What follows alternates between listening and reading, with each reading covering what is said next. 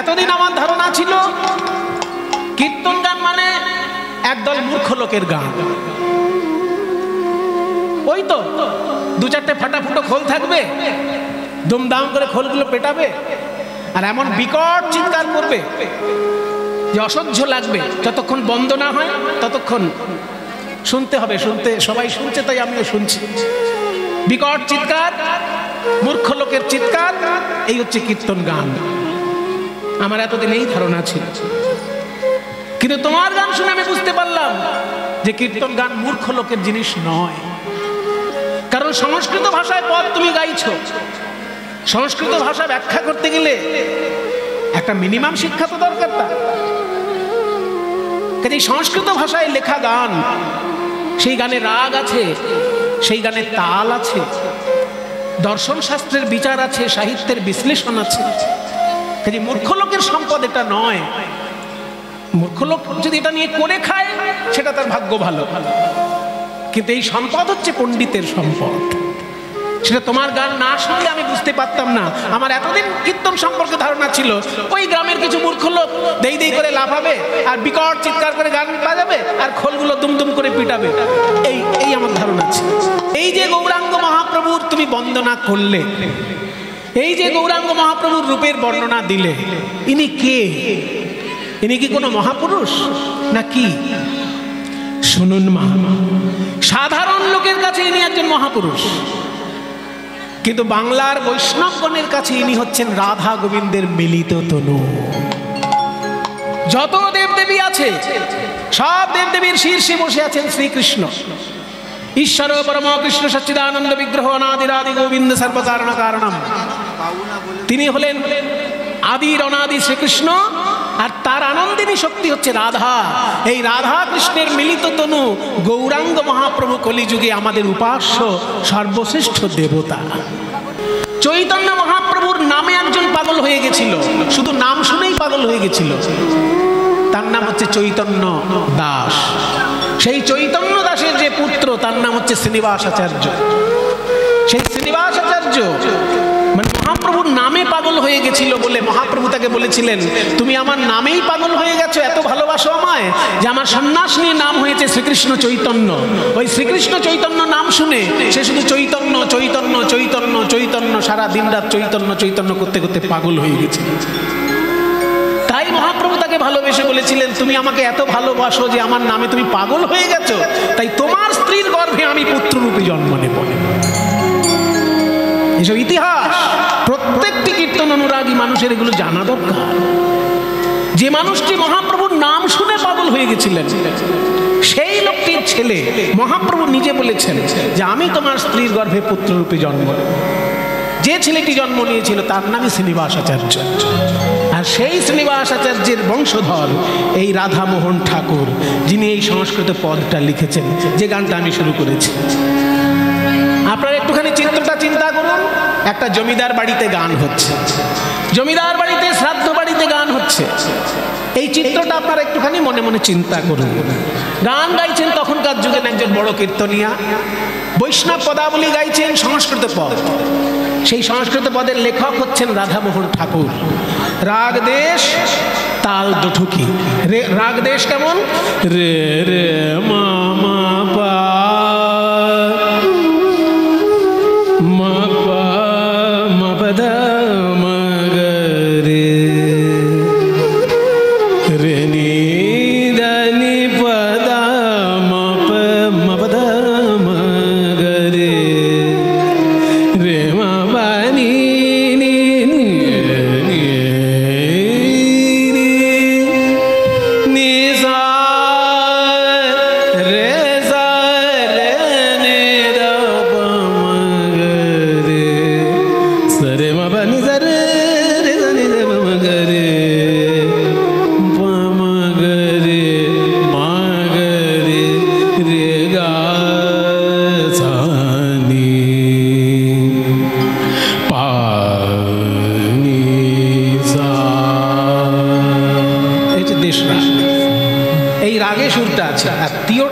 তাল হচ্ছে দুঠুকি। দুঠুকি তাল হচ্ছে 1 2 3 1 2 3 4 1 2 3 1 2 3 4 3 4 3 4 ছন্দ 14 মাত্রার তাল।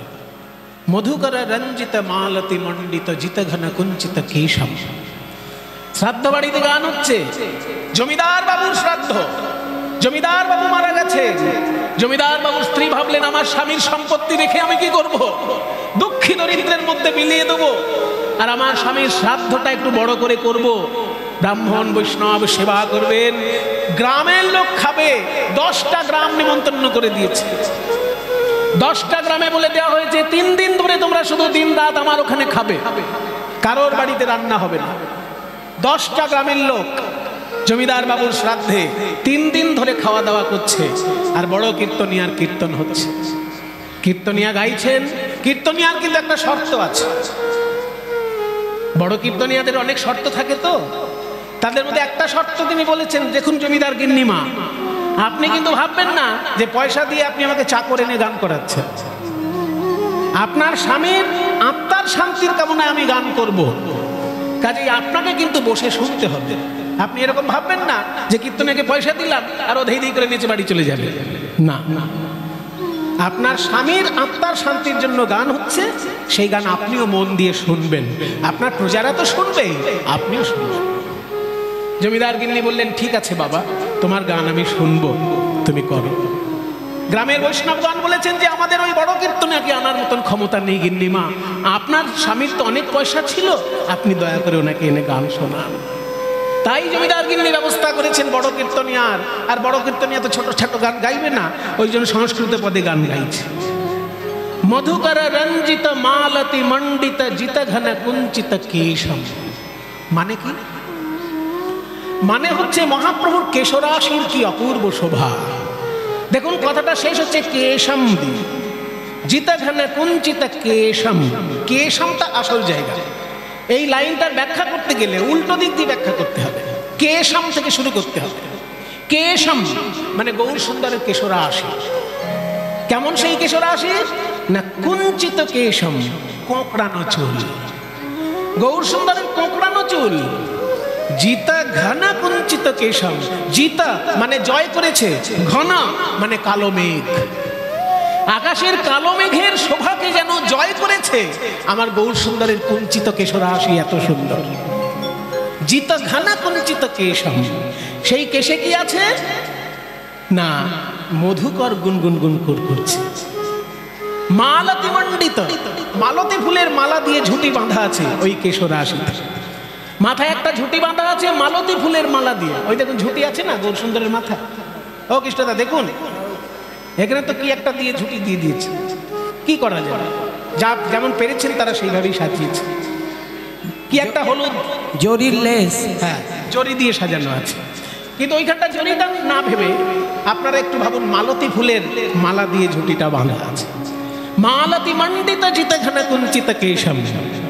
এবার মালতী ফুলের মালা শোভিত ওই কেশরাশির সেখানে কি করছে না ভ্রমর এসে গুনগুন গুনগুন গুনগুন গুনগুন করছে চারিপাশে। ভ্রমর মানে মধুকর, রঞ্জিত। ভ্রমর এসে গুনগুন গুনগুন করছে। মালতী ফুলের মালার ঝুঁটি বাঁধা আছে, মেঘের বর্ণকে জয় করা তার কুঞ্চিত কেশরাশি। এত সুন্দর গৌর সুন্দরের রূপ। পরিষ্কার হলো মানে? এবার দেখুন আমি বললেই আপনাদের কাছে পরিষ্কার হয়ে যাবে।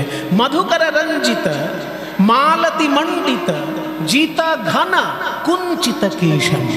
মধুকর রঞ্জিত মালতি মণ্ডিত জিত ঘন কুঞ্চিত কেশম। এটা হলো গানের প্রথম লাইন।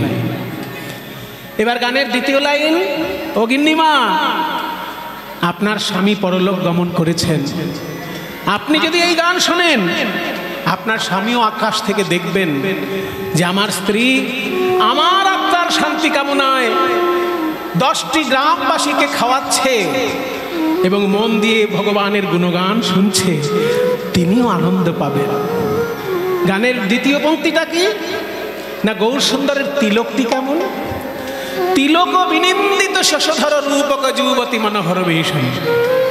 তিলক, তিলকটা বিনিন্দিত শশধর, যেন আকাশের চাঁদকে নিন্দা করছে। যুবতী মনোহর বেশম, নদিয়া নাগরিকগণের মন হরণ করে নিচ্ছে গৌর সুন্দরের এত সুন্দর রূপ।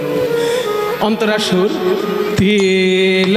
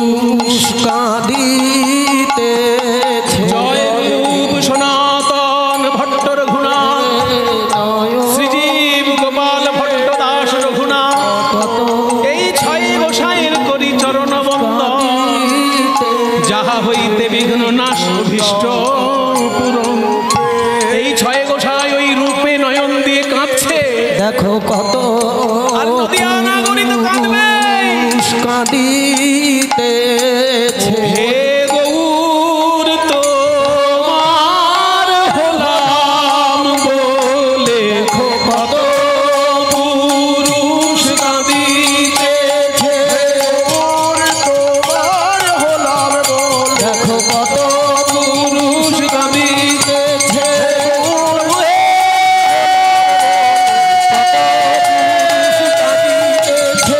প্রভু হে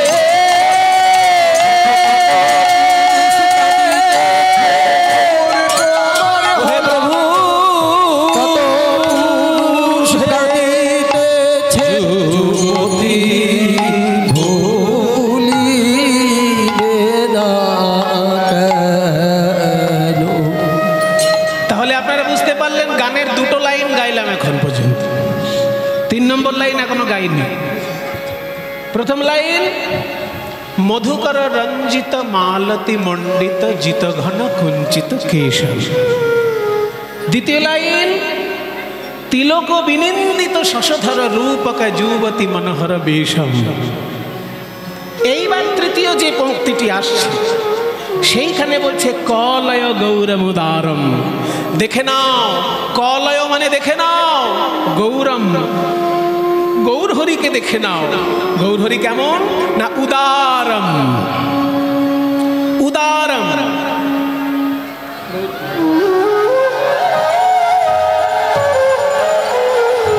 তাই গৌরহরি আশীর্বাদ করবেন। এই ছেলেটি কীর্তন গান ভালোবাসে, শেখে, ওকে আশীর্বাদ করবেন। এদের মতন ছেলেরা যেন কীর্তন গান শিখে জগতে এগিয়ে যেতে পারে। নিতাই গৌর প্রেমানন্দে হরি বল। সৌভিক ওর নাম। তাহলে যুবতী মনোহর বেশম, গৌর সুন্দর দেখতে কেমন, কলয় দেখে নাও, গৌরম উদারম। এতক্ষণ তার রূপ বলা হলো, এবার গুণ বলা হচ্ছে উদারম, মানে গোলকের প্রেম ধন এই ভুলোকে দাঁড়ে দাঁড়ে তিনি বিতরণ করলেন। তাই উদার গৌর হরি, এমন দয়া সিন্ধু করুণা সিন্ধু আর পাবে না। সখী কলয় গৌর মুদারম, সখী কলয় গৌর উদার কলয় কলয়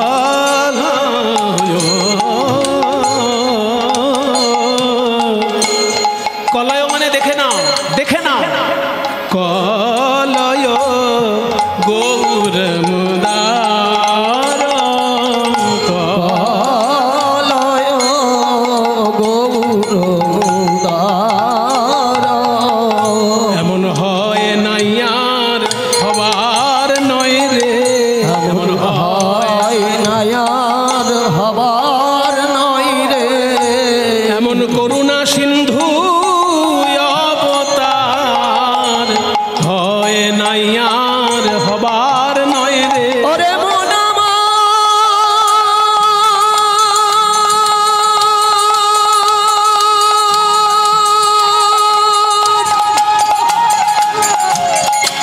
রে মন আমার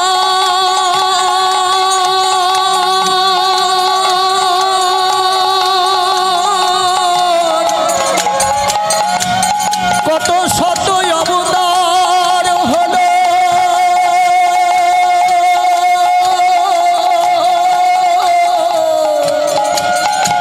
আমার গোড়ার মতো এমন প্রেমের অবতার হয় নাই ওরে মন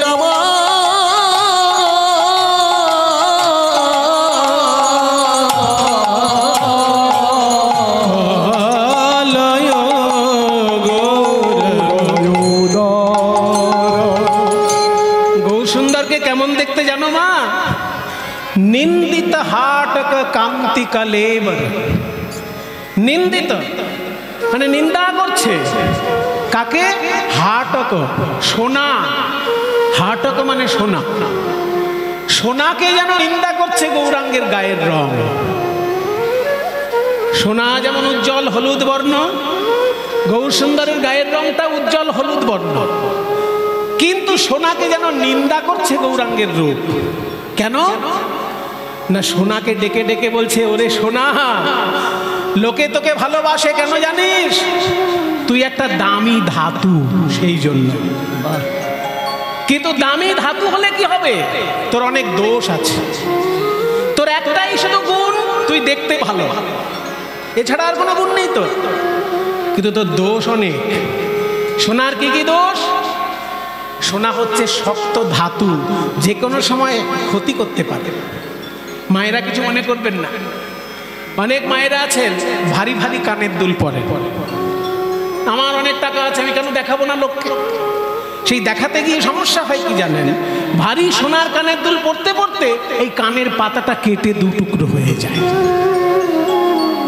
আমি অনেক মা জননীকে দেখেছি যে ভারী সোনার দুল পড়েছে বলে কানের পাতা কেটে দু টুকরো। তাহলে সোনার কানের দুল পড়লে কানের পাতা কেটে দু টুকরো হয়ে যাচ্ছে, কিন্তু গৌর সোনাকে যদি কেউ হৃদয়ে ধারণ করে, তার হৃদয় কি দু টুকরো হয়ে যায়? বরং আমি জোর করে বলতে পারি, সংসারের ঘাত প্রতিঘাতে কারোর যদি হৃদয় ভেঙে টুকরো টুকরো হয়ে থাকে, সে যদি হাগর প্রাণ, মাইক বেশি ঘোরাঘুরি করো না গো, একরকম রাখো না, মাইক বেশি ঘোরাঘুরি করো না, খ্যান খ্যান করছে। কেন ঘোরাতে গেলে তুমি আবার? কানের দুল ভারী পড়লে কানের পাতা কেটে দু টুকরো হয়ে যায়, কিন্তু গৌরাঙ্গ সুন্দরকে যদি কেউ হৃদয়ে ধারণ করে, তার হৃদয় কি কেটে দু টুকরো হয়ে যায়? বরং জোর গলায় বলতে পারি, যদি সংসারের ঘাত প্রতিঘাতে কারোর হৃদয়ে টুকরো টুকরো হয়ে থাকে, সে হা গৌর প্রাণ গৌর বলে কাঁদলে পরে তার ভাঙা হৃদয় জুড়ে যায়, ভাঙা হৃদয় জুড়ে যায় গৌর হরির যদি কৃপা হয়। তাই সোনা, তুই গৌরাঙ্গের সঙ্গে নিজেকে মিলাতে আসিস না।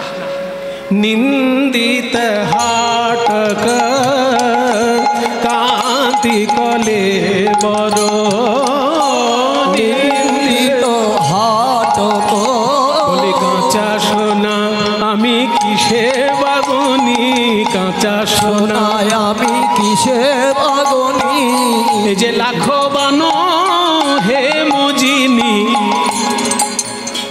লাখো বানো হে মজিনী মানে কি? সোনাকে যদি একবার খাদমুক্ত করা হয়, তাকে বলে একবার বান। কোন সোনাকে যদি 10 বার খাদমুক্ত করা হয়, তাকে বলে 10 বান। কোন সোনাকে যদি 100 বার খাদমুক্ত করা হয়, তাকে বলে 100 বান। তেমনি 1,00,000 বার যদি সোনাকে খাদমুক্ত করা হয়, তার যে উজ্জ্বলতা বেরোবে, তার থেকেও গৌর সুন্দরের অঙ্গ উজ্জ্বল। তাই বলছে লাখো বানো হে মজিনী, যে লাবণী আমার গৌরাঙ্গ রূপে।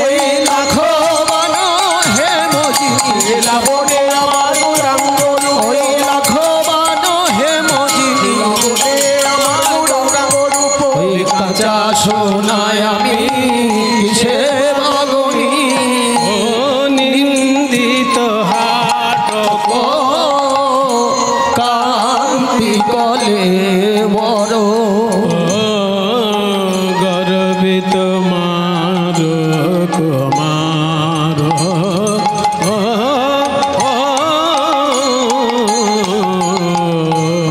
গর্বিত মার কুমার। জমিদার গিন্নি গান শুনছেন, সকলকে বলে রেখেছেন কীর্তনিয়ার কীর্তন যতক্ষণ হবে কেউ আমাকে বিরক্ত করবে না। নায়েব মশাই, আপনি সব হিসেবপত্র লোককে বুঝিয়ে দেবেন। এই যতক্ষণ কীর্তন হবে আমি কিন্তু এই আসন থেকে নড়ব না।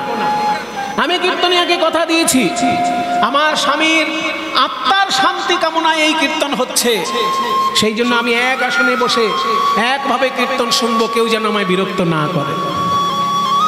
জমিদার গিন্নি শুনছেন, কীর্তনিয়া গাইছেন। ওমা, গৌর সুন্দর শুধু দেখতে সুন্দর তা নয়, যখন উনি একটুখানি মুচকি হাসেন না, কি বলবো, যেন মনে হয় আকাশের চাঁদ থেকে চাঁদের সুধা গড়িয়ে গড়িয়ে পড়ছে। মধু মধুর স্মিত লোভিত তনুভৃত, মধু মধুর স্মিত লোভিত তনুভৃত, আস্তে আস্তে। মধু মধুরা স্মিত, একটু একটু করে বুঝে নেন। মধু মধুরা মানে মধুর মতো মধুময়, তার মিষ্টি হাসি। স্মিত মানে মিষ্টি হাসি, মুচকি হাসি। হাসির তো অনেক ভাগ আছে। এই যে এটা একটা হাসি, আবার এটা একটা হাসি, আবার এটা একটা হা হা হা, এও এক হাসি। কিন্তু হা হা হা হা এটা হচ্ছে অট্ট হাসি। কিন্তু যদি একটুখানি মিষ্টি করে হাসেন, একে বলে স্মিত। একে বলে স্মিত মানে মিষ্টি হাসি, মুচকি হাসি। ওই গৌর সুন্দর যদি একটুখানি মুচকি হেসে কারোর দিকে তাকায় না, সে সারা জীবনের মতো আত্মসমর্পণ করে দেয় গৌর সুন্দরের চরণে। তাই পদ্মফুলের চারিপাশে ভ্রমর যেমন গুনগুন করে, মহাপ্রভুর ওই মুখের একটু হাসি দেখার জন্য তার ভক্তগণ ব্যাকুল হয়ে থাকে, জানো মা?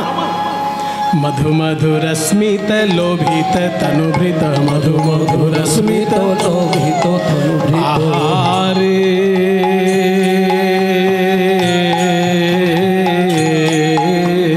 মধু মধুর স্মিত লোভিত তনুভৃত, অনুপম ভাব বিলাস, অনুপম ভাব বিলাস। অনুপম মানে উপমা দেওয়া যায় না। অনুপম, উপমা দেওয়া সম্ভব নয়। গৌর সুন্দরের ভাব এমন, বলি তুলনা নাই রে, তুলনা নাই রে। ওই নবভাব বিলাসের তুলনা নাই রে। ওই নবভাব বিলাসে মহাভাব নিধি প্রভুর আমার, নবভাব বিলাসে ভাব নিধি নবভাব বিলাসে ভাব নিধি প্রভু আমার, নবভাব বিলাসে ভাব নিধি প্রভু আমার। তুলনা নাই রে। অনুপম ভাব বিলাস, নিজ রব রাগ বিমোহিত মানস, নিজ রাগ বিমোহিত মানস, বিকথিত গদ গদ ভাস, বিকথিত গদ গদ ভাস। গদ গদ ভাষা বলে, গদ গদ ভাষা বলে, গৌরবের ভাবে বিভোর হয়ে গদ গদ ভাষা বলে। রবের ভাবে বিভোর হয়ে গদ গদ ভাষা বলে। একটা জিনিস শুনে নাও মা, সত্য যুগে যা মানুষে পায়নি, ত্রেতা যুগে যা মানুষে পায়নি, এমনকি দাপর যুগে কৃষ্ণ অবতারেও যা সাধারণ মানুষে পায়নি, এই কলিযুগে সেই সম্পদ মহাপ্রভু অকাতরে বিলিয়ে দিলেন। সেটা কি জানো? ওই গোলকের প্রেম ভান্ডার থেকে প্রেম সুধা এনে কলিজীবের কাছে অকাতরে বিলিয়ে দিলেন গৌর হরি। পরমা কিঞ্চন কিঞ্চন নরগণ, কিঞ্চন কিঞ্চন নরগণ, করুণা বিতরণশীল, করুণা বিতরণশীল। পরমা কিঞ্চন, পরম অকিঞ্চন। পরম মানে শ্রেষ্ঠ, আর অকিঞ্চন মানে যার কিছু নাই, অর্থাৎ নিঃস্ব। নিঃস্ব ব্যক্তি, কিন্তু শ্রেষ্ঠ নিঃস্ব ব্যক্তি কি করে হওয়া যায়? বলছে নিঃস্ব আর শ্রেষ্ঠ প্রকৃতির নিঃস্ব পার্থক্য কি? বলছে নিঃস্ব মানে যার কিছু নাই। কিছু নাই মানে যার কপালে কোনো কালে কিছু জোটেনি, তাই কিছু নাই। আর শ্রেষ্ঠ নিঃস্ব কারা? না যাদের সব কিছু থাকতেও সব পরিত্যাগ করে দিয়ে কাঙাল হয়েছে, এরা হলে শ্রেষ্ঠ প্রকৃতির নিঃস্ব। একটা জাত ভিখারি আর একজন সর্বত্যাগ করে ভিখারি, দুটো ভিখারি কি এক? যার কপালে কিছু জোটে না বলে ভিখারি হয়ে গেছে সেই ভিখারি। আর বুদ্ধদেবও তো ভিখারি, কিন্তু বুদ্ধদেব রাজপুত্র, তিনি রাজত্ব ত্যাগ করেছেন মানুষের কল্যাণ করার জন্য। তাহলে মানুষের কল্যাণ করার জন্য যিনি রাজত্ব ত্যাগ করে ভিক্ষার থালা নিয়ে বাইরে বেরিয়েছেন সেই বুদ্ধদেব, আর যার কপালে কিছু জোটে না তাই ভিখারি, সেই ভিখারি। দুটো ভিখারি একই। একজনের কপালে কিছু জোটে নাই বলে নিঃস্ব, আর একজন সর্বস্ব ত্যাগ করে নিঃস্ব। কাজে দুটো নিঃস্ব এক নয়। এই সর্বত্যাগী নিঃস্ব ব্যক্তি যারা গৌর সুন্দরের সেই ভক্তগণকে গৌর সুন্দর প্রেমের ডালি বিতরণ করার দায়িত্ব দিয়ে গেছেন, জানো মা? পরমা কিঞ্চন কিঞ্চন নরগণ, কিঞ্চন কিঞ্চন নরগণ, করুণা বিতরণশীল,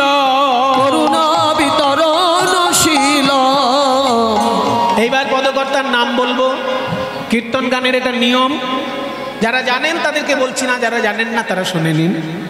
কীর্তন গানের একটা নিয়ম হলো, কীর্তন গানের মধ্যে যখন পদকর্তার নাম বলা হবে তখন পদকর্তার উদ্দেশ্যে একটা প্রণাম করতে হবে। গায়ক শ্রোতা সবাই প্রণাম করবে। তার কারণ কি? আজকে কোনো কীর্তনিয়া কীর্তন শুনে ভালো লাগলে আপনি তাকে 500 টাকা পুরস্কার দিতে পারেন, কিন্তু যার লেখা গান সে গাইছে সে তো 300 বছর আগে মারা গেছে, তাকে আপনি 500 টাকা দিতে পারবেন? চণ্ডীদাসকে 500 টাকা দিতে পারবেন? জয়দেবকে 500 টাকা দিতে পারবেন? জ্ঞানদাস, গোবিন্দ দাস এদেরকে 500 টাকা দিতে পারবেন? পারবেন না। সেই জন্য তাদের উদ্দেশ্যে শুধু ভক্তিপূর্ণ প্রণাম। এত সুন্দর পদ, ওই জন্য যখনই কীর্তন গান হবে, কীর্তন গান যিনি লিখেছেন সেই পদকর্তার নাম যখন বলা হবে তার উদ্দেশ্যে গায়ক এবং শ্রোতা সবাই প্রণাম। এই গানটি যিনি লিখেছেন আগেই নাম বলেছি, আবার বলছি, তিনি হলেন মহারাজা নন্দ কুমারের গুরুদেব শ্রী শ্রী রাধা মোহন ঠাকুর। এই রাধা মোহন ঠাকুরের নামটা এবার বলবো, আপনারা সবাই প্রণাম করবেন। ক্ষোভিত দুর্মতি রাধা মোহন, আরে ক্ষোভিত দুর্মতি রাধা মোহন, ক্ষোভিত ক্ষোভিত মানে দুঃখিত। এখানে ক্ষোভিত মানে দুঃখিত। আমি বড় কষ্ট পাচ্ছি ভাই। আমার পূর্বপুরুষ শ্রীনিবাস আচার্য, তার বাবা ছিলেন গৌরাঙ্গ মহাপ্রভুর পার্ষদ, কিন্তু আমি তো গৌরাঙ্গ মহাপ্রভুর লীলা দেখতে পেলাম না। দুর্ভাগ্যজনকভাবে এমন সময় জন্ম নিয়েছি যে চোখের সামনে গৌরাঙ্গ মহাপ্রভুর লীলা দেখতে পেলাম না। এর থেকে আর কি দুঃখ আছে? তাই বঞ্চিত হলাম, বঞ্চিত হলাম, এমন করুণা সিন্ধু অবতারে আমি বঞ্চিত হলাম, করুণা সিন্ধু অবতারে, আমার আশা যাওয়াই সার হলো করুণা সিন্ধু অবতারে, আশা যাওয়াই সার হলো, করুণা সিন্ধু অবতারে, আশা যাওয়াই সার হলো, করুণা সিন্ধু অবতারে, আমি বঞ্চিত হলাম। ক্ষোভিত দুর্মতি রাধা মোহন, আরে ক্ষোভিত দুর্মতি রাধা মোহন, নামক নিরুপম লীলাম, নামক নিরুপম নিরুপম লীলা। আরে নাম নিরুপম নিরুপম লীলা,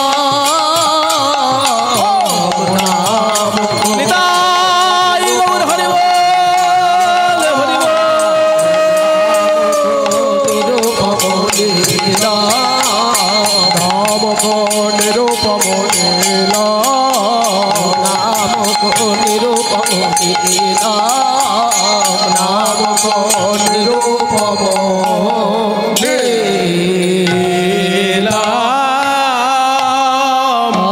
নামক নিরূপম। কীর্তনিয়া কীর্তন গাইছেন, সেই কীর্তনের নাম আমি জানি না, যিনি শুনছেন তার নামটা জানেন। তিনি হলেন চন্দ্রশশী দেবী, বন্দ্যোপাধ্যায় বংশীয় কোনো একজন জমিদার বাবু।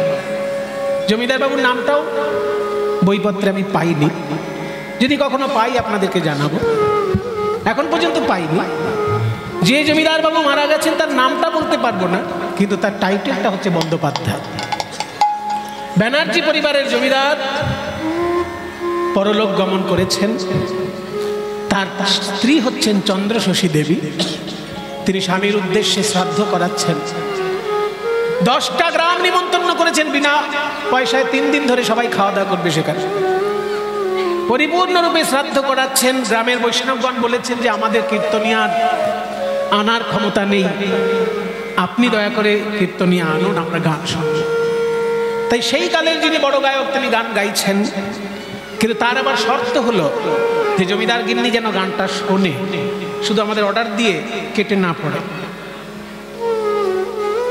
জমিদার কিন্তু যখন পুরো কীর্তনটি শুনলেন, তখন তিনি কীর্তনিয়ার কাছে এসে হাত জোড় করে বলছে, বাবা, তোমার কীর্তন শুনে আজকে আমার কীর্তন সম্পর্কে চোখ খুলল। এতদিন আমার ধারণা ছিল কীর্তন গান মানে একদল মূর্খ লোকের গান। ওই তো দু চারটে ফাটাফুটো খোল থাকবে, দুমদাম করে খোলগুলো পেটাবে, আর এমন বিকট চিৎকার করবে যে অসহ্য লাগবে। যতক্ষণ বন্ধ না হয় ততক্ষণ শুনতে হবে। শুনতে সবাই শুনছে, তাই আমিও শুনছি। বিকট চিৎকার, মূর্খ লোকের চিৎকার, এই হচ্ছে কীর্তন গান। আমার এতদিন এই ধারণা ছিল, কিন্তু তোমার গান শুনে আমি বুঝতে পারলাম যে কীর্তন গান মূর্খ লোকের জিনিস নয়। কারণ সংস্কৃত ভাষায় পদ তুমি গাইছো, সংস্কৃত ভাষা ব্যাখ্যা করতে গেলে একটা মিনিমাম শিক্ষা তো দরকার। কাজে সংস্কৃত ভাষায় লেখা গান, সেই গানে রাগ আছে, সেই গানে তাল আছে, দর্শন শাস্ত্রের বিচার আছে, সাহিত্যের বিশ্লেষণ আছে। কাজে মূর্খ লোকের সম্পদ এটা নয়। মূর্খ লোক যদি এটা নিয়ে করে খায় সেটা তার ভাগ্য ভালো, কিন্তু এই সম্পদ হচ্ছে পণ্ডিতের সম্পদ। সেটা তোমার গান না শুনলে আমি বুঝতে পারতাম না। আমার এতদিন কীর্তন সম্পর্কে ধারণা ছিল ওই গ্রামের কিছু মূর্খ লোক দেই দেই করে লাফাবে আর বিকট চিৎকার করে গান বাজাবে আর খোলগুলো দুমদুম করে পিটাবে, এই আমার ধারণা ছিল। কিন্তু তোমার গান শুনে বুঝলাম এটা উচ্চ মানের সাহিত্য, রাগরাগিনী আছে, বিলম্বিত মধ্যলয়ের তাল আছে, মানে শাস্ত্রীয় সঙ্গীতের মতো উচ্চাঙ্গ সঙ্গীতেরও কিছু বৈশিষ্ট্য এতে আছে। তোমাকে আমি অশেষ কৃতজ্ঞতা জানাই, কিন্তু একটা প্রশ্ন আছে তোমার কাছে আমার। বলুন গিন্নিমা, আপনি আমার প্রণম্য শ্রোতা, আপনি জমিদার গিন্নি, সেই হিসেবে আপনাকে আমি প্রথম প্রণাম জানাই। আর আপনাকে আর একটা প্রণাম জানাই এই কারণে, যে আসনে বসে সবাই কীর্তন শুনছে, এই আসনটা কিন্তু রাজা পরীক্ষিতের আসন। কি বাবা, বিশ্ব ব্রহ্মাণ্ডে যে যেখানেই যত বড় শ্রোতা থাক, সব থেকে বড় শ্রোতা কে? রাজা পরীক্ষিত। কারণ একটা সাহিত্যে শ্লোক আছে, সংস্কৃত শাস্ত্রে একটা শ্লোক আছে, নববিধা ভক্তিতে কে কিসে সিদ্ধি লাভ করেছে। নববিধা ভক্তি কি কি? শ্রবণং, কীর্তনং, বিষ্ণু শরণং, পাদসেবনং, অর্চনং, বন্দনং, দাস্যম, সখ্যম এবং আত্মনিবেদনম। এই শ্লোকটি কে বলেছেন? নববিধা শ্লোকটি কে বলেছেন? নববিধা ভক্তির শ্লোকের বক্তাকে এই দেখুন এখানে আছে। কোথায় গেল? হাফিজ। পেছনে একটা ছবি ছিল, তার মধ্যে 12 জন বৈষ্ণবাচার্যের ছবি ছিল। আমি কোনো একটি আসরে 12 জন বৈষ্ণবাচার্যের নাম বলেছিলাম। সেই নামটা শুনে এখানকার শ্রোতাদের ভেতরে এতটা প্রভাব পড়েছে যে তারা কীর্তনের আসরে সেই 12 জন বৈষ্ণবাচার্যের ছবি দিয়ে পেছনটাকে সাজিয়ে দিয়েছে। এই 12 জন বৈষ্ণবাচার্য হচ্ছেন স্বয়ম্ভু, নারদ, শম্ভু, কুমার, কপিল, মনু, প্রহ্লাদ, জনক, ভীষ্ম, বলির, বৈয়াসকির, বয়ম। 12 জন বৈষ্ণবাচার্য। স্বয়ম্ভু মানে ব্রহ্মা, নারদ মানে নারদ মুনি, শম্ভু মানে শিব ঠাকুর। স্বয়ম্ভু, নারদ, শম্ভু। কুমার মানে ব্রহ্মার পুত্র সনত কুমার। কপিল, যার জন্য গঙ্গাসাগরের মেলা হয়, সেই কপিল মুনি। মনু, সূর্যপুত্র যে বৈবস্বত মনু, সেই মনু মহারাজ। প্রহ্লাদ, হিরণ্যকশিপুর পুত্র দৈত্যরাজ যে প্রহ্লাদ, তিনিও একজন বৈষ্ণবাচার্য। জনক, মাতা সীতা দেবীর যিনি বাবা, রাজা জনক, তিনিও একজন বৈষ্ণবাচার্য। ভীষ্ম, মহাভারতের যে বিশিষ্ট চরিত্র গঙ্গাপুত্র ভীষ্ম, তিনিও একজন বৈষ্ণবাচার্য। প্রহ্লাদ, জনক, ভীষ্ম। বলি, বলি রাজা, যিনি ভগবানকে সর্বস্ব দান করে পাতালে প্রবেশ করেছিলেন, সেই বলি। বৈয়াসকি মানে ব্যাসদেবের পুত্র সুখদেব গোস্বামী। এবং বয়ম, এই শ্লোকটি যিনি বলেছেন, এই 12 জন বৈষ্ণবাচার্যের শ্লোক যিনি বলছেন, তিনি হলেন স্বয়ং যমরাজ। ওই জন্য যমরাজ নিজের দিকে হাতটা বলছে যে 11 জনের নাম বললাম আর 12 নম্বরে আমার নামটা লিখে নাও। বয়ম মানে আমরা এই 12 জন বৈষ্ণবাচার্য, এই 12 জন বৈষ্ণবাচার্যের মধ্যে নববিধা ভক্তির শ্লোকটাকে বলেছেন, শুনে রাখুন। দৈত্যরাজ প্রহ্লাদ, হিরণ্যকশিপুর পুত্র প্রহ্লাদ, তিনি বলেছিলেন হিরণ্যকশিপুর কাছে এই নববিধা শ্লোকের ভক্তির শ্লোক। শ্রবণাং কীর্তনং বিষ্ণু স্মরণং পাদ সেবনম অর্চনং বন্দনং দাস্যম সখ্যম আত্মনিবেদনম ইতি পুংসার্চিত বিষ্ণু ভক্তিশ্চন্নবলক্ষণা ক্রিয়তে ভগবতী যদ্ধা তন্মন্যেধিতমোত্তমম। এই দুটো শ্লোক প্রহ্লাদের মুখের শ্লোক। সেইখানে যে নববিধা ভক্তি বলা হয়েছে আর তার মধ্যে কোন ভক্তিতে কে সিদ্ধি লাভ করেছে তার উপর একটা শ্লোক আছে। কোন ভক্তিতে কে সিদ্ধি লাভ করেছে? প্রথম হচ্ছে শ্রবণ। শ্রবণে সিদ্ধি লাভ করেছে কে?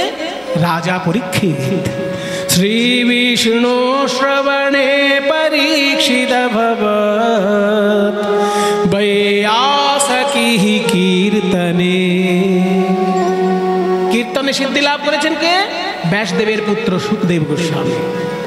বৈয়াসকি কীর্তনে প্রহ্লাদ স্মরণে তদঙ্ঘ্রি ভজনে লক্ষ্মী পৃথু পূজনে সর্বস্বাত্মনিবেদনে বলিরভূত। নববিধা ভক্তি। শ্রবণে সিদ্ধি লাভ করেছে রাজা পরীক্ষিত, কীর্তনে সিদ্ধি লাভ করেছেন সুখদেব গোস্বামী, স্মরণে সিদ্ধি লাভ করেছেন প্রহ্লাদ, শ্রবণং কীর্তনং বিষ্ণু স্মরণং পাদ সেবন, চরণ সেবায় সিদ্ধি লাভ করেছেন মা লক্ষ্মী, যিনি এখনো চরণ সেবা করে চলেছেন। অর্চনম, পূজায় সিদ্ধি লাভ করেছেন পৃথু মহারাজ, পৃথু। বন্দনম, বন্দনায় সিদ্ধি লাভ করেছেন কে? প্রহ্লাদ মহারাজ। শ্রবণং কীর্তনং বিষ্ণু স্মরণং পাদ সেবনম অর্চনং বন্দনম দাস্যম ও বন্দনে অক্রূর। বন্দনায় সিদ্ধি লাভ করেছিলেন অক্রূর।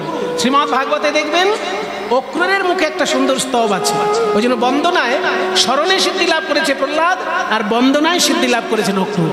অক্রূরস্ত্বভিবন্দনে কপিপতির দাস্যেথ সখির্জুন। অক্রূর সিদ্ধি লাভ করেছিলেন বন্দনায় আর দাস্য ভক্তিতে সিদ্ধি লাভ করেছিলেন হনুমান। দাস্য সখ্য ভক্তিতে সিদ্ধি লাভ করেছে অর্জুন, সখ্যেত অর্জুন। আর আত্মসমর্পণে বলি মহারাজ। সর্বস্বাত্মনিবেদনে বলিরভূত কৃষ্ণাপ্তিরেষাং পরম। কাজী গিন্নিমা, আপনি দুটো প্রণাম পাবেন। এক প্রণাম পাবেন আপনি গিন্নিমা হিসেবে, জমিদার গিন্নি হিসেবে, আর দ্বিতীয় প্রণাম পাবেন আপনি রাজা পরীক্ষিতের আসনে বসেছে। শ্রোতার আসনে যারা বসবে, কীর্তনিয়া কখনো সাধারণ শ্রোতা তাদেরকে মনে করবে না। কীর্তনিয়া ভাববে আমার সামনে যারা বসে আছেন এরা রাজা পরীক্ষিতের প্রতিনিধি। তাহলে সে উল্টো পাল্টা বলতে পারবে না, উল্টো পাল্টা কথা তার মুখ দিয়ে বেরোবে না। যদি একবার কেউ ভাবতে পারে যে আমার সামনে বসে আছে রাজা পরীক্ষিতের প্রতিনিধি, আর যদি কীর্তনিয়া ভাবে যে আমার সামনে যদু মধু হরিদাস বসে আছে, তাহলে যা খুশি তাই মুখে যাবে। কিন্তু কীর্তনিয়া যদি একবার ভাবতে পারে মনে প্রাণে যে সামনে যারা বসে আছে এরা দেখতে সাধারণ মানুষ, কিন্তু এনারা সবাই রাজা পরীক্ষিতের প্রতিনিধি। তাই মা, আপনাকে আমি দুবার প্রণাম জানাই, জমিদার গিন্নি হিসেবে এবং রাজা পরীক্ষিতের প্রতিনিধি হিসেবে। আপনি কি যেন জানতে চাইছিলেন? জমিদার গিন্নি বলছে আপনার কাছে আমি একটা জিনিস জানতে চাই বাবা। এই যে গৌরাঙ্গ মহাপ্রভুর তুমি বন্দনা করলে, এই যে গৌরাঙ্গ মহাপ্রভুর রূপের বর্ণনা দিলে, ইনি কে? ইনি কি কোনো মহাপুরুষ না কি? শুনুন মা, সাধারণ লোকের কাছে ইনি একজন মহাপুরুষ, কিন্তু বাংলার বৈষ্ণবগণের কাছে ইনি হচ্ছেন রাধা গোবিন্দের মিলিত তনু। যত দেবদেবী আছে সব দেবদেবীর শীর্ষে বসে আছেন শ্রীকৃষ্ণ। ঈশ্বর পরম কৃষ্ণ সচ্চিদানন্দ বিগ্রহ অনাদিরাদি গোবিন্দ সর্বকারণ কারণম। তিনি হলেন আদির অনাদি শ্রীকৃষ্ণ আর তার আনন্দিনী শক্তি হচ্ছে রাধা। এই রাধা কৃষ্ণের মিলিত তনু গৌরাঙ্গ মহাপ্রভু কলিযুগে আমাদের উপাস্য সর্বশ্রেষ্ঠ দেবতা।